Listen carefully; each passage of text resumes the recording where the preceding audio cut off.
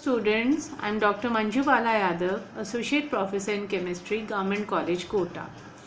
Today we will study about the intensity of rotational spectrum lines. Last lecture में हमने आपको बताया था कि अगर हम कोई डायटोमिक मॉलिक्यूल लेते हैं जो कि एक रिजिड रोटेटर है, तो उसके लिए किस प्रकार से हम रोटेशनल स्पेक्ट्रल लाइंस जो हैं उनको कैलकुलेट कर सकते हैं और ट्रांजिशंस देख सकते हैं। तो अगर हम उनकी इंटेंसिटी की बात करें तो हमें पता चलता है कि उनकी इंटेंसिटी जो है वो इक्वल नहीं होती है। इंटेंसिटी जो है वो डेंसिटी के ऊपर डिपेंड करती है, density of the excited molecules. तो इंटेंसिटी हम कहते हैं किसके ऊपर डिपेंड कर रही है? It depends on the density of excited molecules.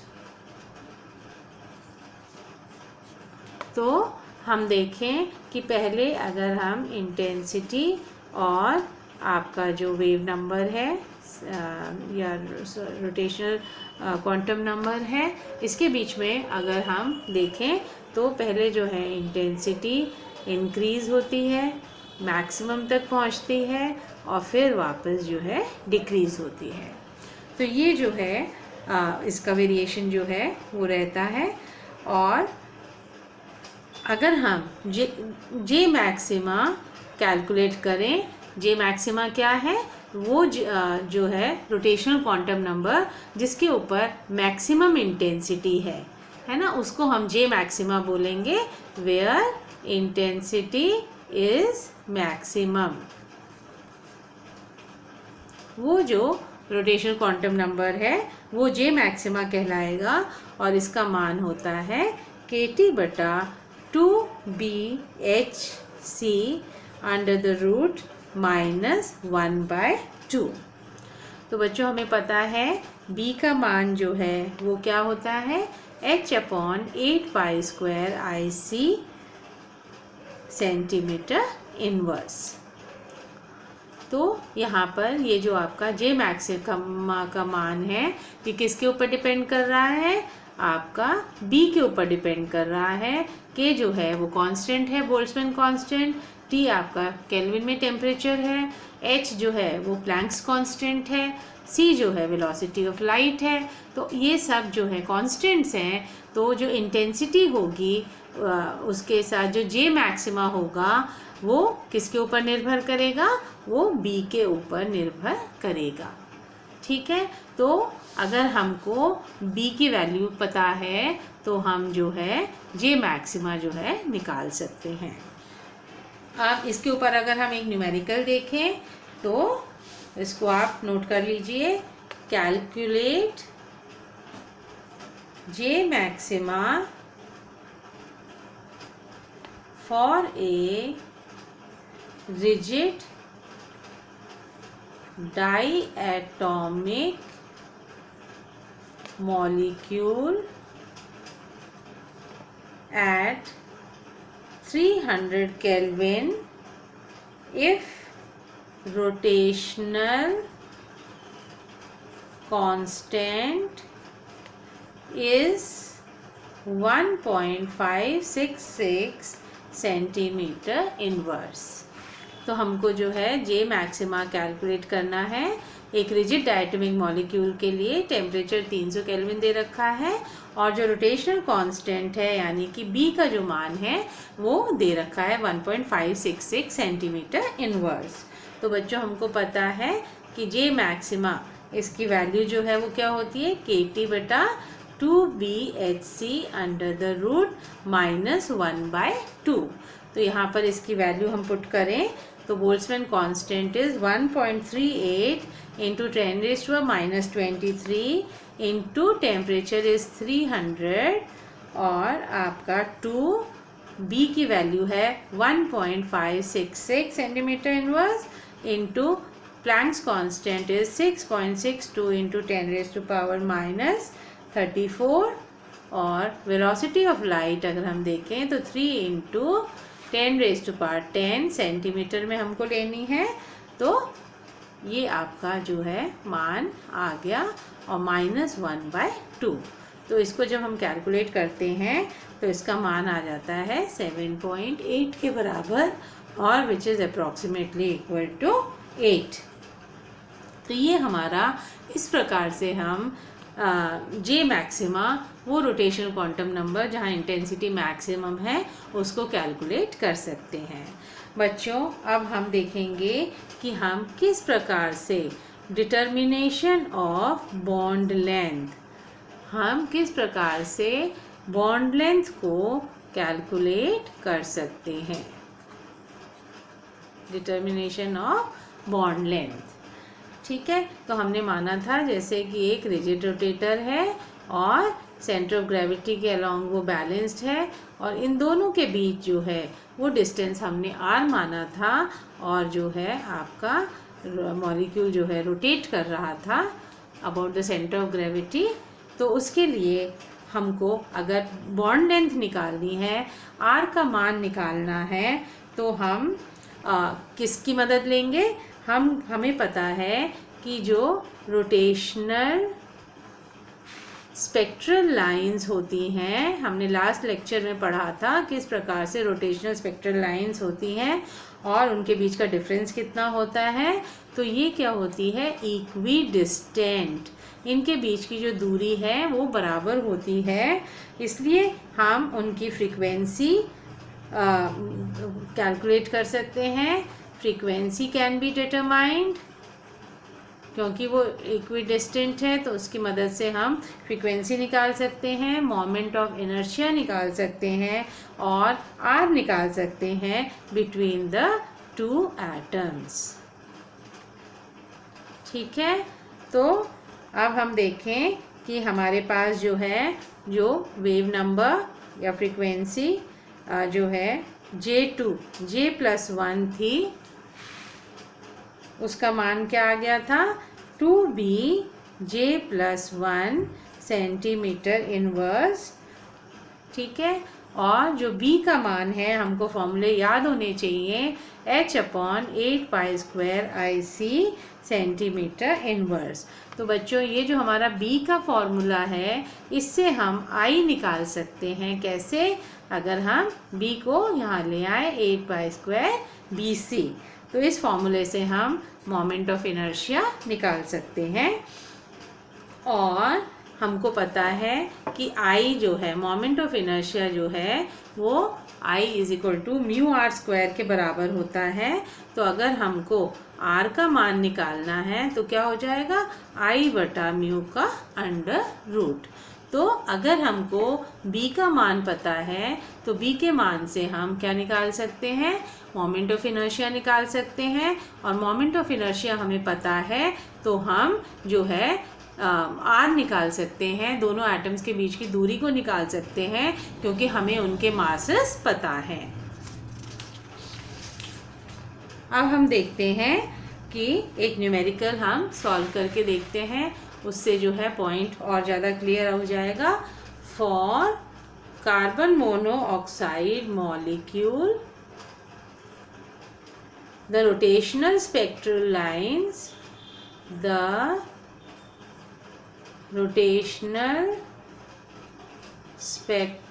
lines occurs at 3.8424 centimeter inverse for the transition J = 0 to J = 1. Calculate I and bond distance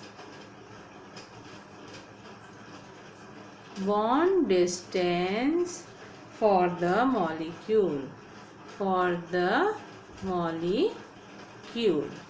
तो बच्चों, हमको इसमें जो है जो डिफरेंस है J फ्रीक्वेंसी या वेव नंबर डिफरेंस जो है वो 0 to 1 है और उसका मान हमको पता है 2BJ+1 के बराबर होता है। तो इसका मान क्या हो जाएगा? 2B 0 + 1 = 2b। तो ये जो 2b है इसका मान क्या दिया हुआ है, 3.8424 सेंटीमीटर इनवर्स।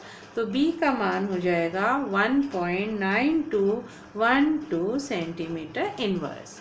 ठीक है, तो हमारा जो दो एटम्स हैं वो कार्बन और ऑक्सीजन है, और जो रोटेशनल स्पेक्ट्रल लाइंस हमको मिलती हैं वो rotational spectral lines occur at 3.8424 centimeter inverse for the transition J = 0 to J = 1। तो जब आपका रोटेशनल क्वांटम नंबर 0 to 1 जो ट्रांजिशन हो रहा है रोटेशनल क्वांटम नंबर, तो जो हमको स्पेक्ट्रल लाइंस मिल रही हैं वो 3.8424 सेंटीमीटर इनवर्स पर मिल रही हैं। तो बच्चों इस केस के लिए जब हम 0 to 1 कैलकुलेट करेंगे तो हमारी ये वैल्यू क्या आ जाएगी, फ्रीक्वेंसी डिफरेंस की 2b आ जाएगी, और इन्होंने इसका मान दे रखा है 3.8424, तो b का मान हो गया 1.9212। अब हमको अगर मोमेंट ऑफ इनर्शिया निकालना है कार्बन ऑक्साइड मॉलिक्यूल का, कार्बन मोनोऑक्साइड मॉलिक्यूल का, तो वो किसके बराबर है, h/8π²bc। हमने आपको बताया पहले कि जो b का मान होता है वो क्या होता है, b का मान है आपका h/8π²ic। तो इसकी मदद से जो है, इस फॉर्मूला की मदद से हम मोमेंट ऑफ इनर्शिया का फॉर्मूला लिख सकते हैं, which will be equal to h/8π²bc। तो अब बच्चों इसमें आप सब कुछ अपना पुट कर दीजिए। प्लैंक्स कांस्टेंट होता है 6.62 इंटू 10⁻⁻27 अपॉन 8 इंटू पाई 3.14 का स्क्वायर इंटू बी जो है उसका मान आ गया 1.9212, और सी जो है हमारे, क्योंकि हम CGS यूनिट में ले रहे हैं, तो 3 × 10⁻10 जो है सेंटीमीटर आपका आ जाएगा वेलोसिटी ऑफ लाइट। इसको जब हम कैलकुलेट करेंगे तो 1.4567 × 10⁻39 ग्राम सेंटीमीटर स्क्वायर आपका मान आ जाएगा। अब बच्चों हमको निकालना है जो आपका रिड्यूस्ड मास, समानीत जो द्रव्यमान है, वो हमें पता है m1 m2 upon m1 + m2 होता है। तो इसका मान अगर हम देखें तो ये 12 अपॉन एवोगैड्रोस नंबर है ना, इंटू कार्बन का 12 हो गया, ऑक्सीजन का 16 हो गया अपॉन Na, और यहाँ पर 12 अपॉन Na + 16 अपॉन Na। तो इसको जब आप कैलकुलेट करोगे तो क्या आ जाएगा, 12 × 16 अपॉन Na × 12 + 16। ठीक है, Na जो है आपका यहाँ पे एवोगैड्रो नंबर है। तो अब हम वापस से अपना, हमको निकालना क्या है, हमने I का मान निकाल लिया। ठीक है, हमको बॉन्ड डिस्टेंस R निकालनी है। तो हमारे पास जो अब इसको जो है और अपन सॉल्व कर लें, 12 × 16 अपॉन एवोगैड्रोस नंबर क्या है 6.023 इंटू 10⁻23 इंटू आपका नीचे कितना हो गया 28 हो गया। ठीक है, तो इसको हम कैलकुलेट करते हैं तो इसका मान आ जाता है 1.14 इंटू 10⁻23 ग्राम पर मॉलिक्यूल। ठीक है, और या 1.14 इंटू 10⁻26 kg पर मॉलिक्यूल। ठीक है बच्चों, तो ये तो किसका मान आ गया हमारे पास, समानीत द्रव्यमान μco का मान आ गया। अब क्योंकि हमें पता है कि हमारा जो फॉर्मूला है वो क्या कहता है, I = μr², I = μr²। ठीक है, तो इस फॉर्मूले से हमने निकाला था R square is equal to I upon mu और R is equal to I upon mu under the root. ठीक है, अब हमारे पास आई का मान आ गया।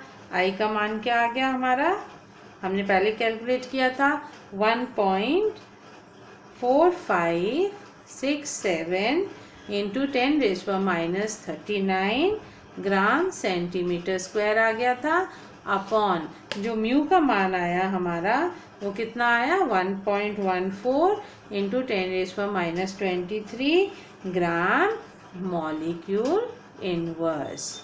ठीक है, तो हमारा जो है इनका अंडर रूट अगर हम ले लेते हैं तो वो हमारा मान कितना आ जाता है 1.13 इंटू 10⁻⁸ सेंटीमीटर्स। और अगर हम इसको मीटर्स में करेंगे तो 1.13 इंटू 10⁻10 मीटर्स, या हम इसको लिख सकते हैं 1.13 एंगस्ट्रॉम, और this will be equal to 113 picometer. Picometer is 1 picometer is 10⁻12 meters. तो इस प्रकार से हम जो है क्या निकाल सकते हैं, बॉन्ड लेंथ निकाल सकते हैं, दोनों के बीच का जो बॉन्ड डिस्टेंस है वो निकाल सकते हैं, और हम मोमेंट ऑफ इनर्शिया निकाल सकते हैं। अगर हमको ट्रांजिशन बता रखा है कि कौन से लेवल में ट्रांजिशन हो रहा है, तो हम उसके लिए जो है फ्रीक्वेंसी डिफरेंस जो है, जो हमारी इक्वेशन है 2bj+1, उससे कैलकुलेट कर सकते हैं, और b की मदद से फिर हम क्या निकाल सकते हैं, b की मदद से हम पहले i निकाल लेते हैं मोमेंट ऑफ इनर्शिया, और फिर हम r जो है वो मोमेंट ऑफ इनर्शिया और रिड्यूस मास की मदद से निकाल सकते हैं। Thank you.